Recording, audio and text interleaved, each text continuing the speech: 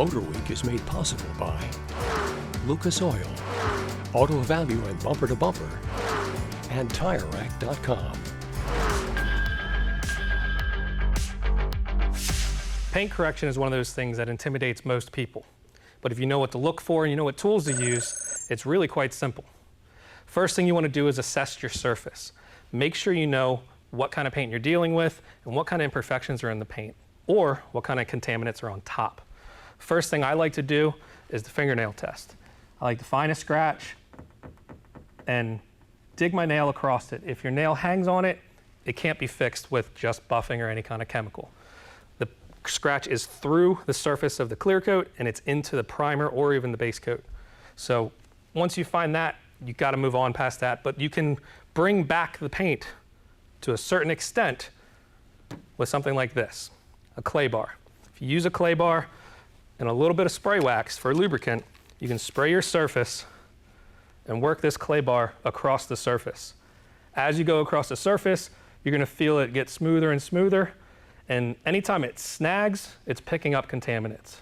And it'll actually change the color to a nice brown. That's how you know you're picking up all the contaminants that are in that paint. Once you've got that, you just clean it off and make it nice and smooth again. And with this surface, it's kind of neglected for a while, so you want to go ahead and use a compound. Something like this with a color matching pad will allow you to put a nice buff across the surface and it'll just level out. It's a little aggressive, level out the top of that paint, and then you can clean that off and then go with a compound wax that's made for a rotary buffer. And what that does is it's activated by heat and pressure and speed.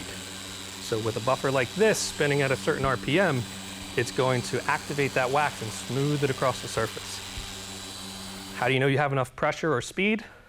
Take an ordinary buffer like this, Sharpie like this, and you do a line at 12 and 6. And when you put those lines on there, when you have the proper speed and you're looking down at it as it spins, that space should be about 1/4 inch apart. You don't want any more or any less. Once you get the wax on, you finish it out with a spray wax, wipe it down, and you're all done. If you have any questions or comments, hit us up here at MotorWeek.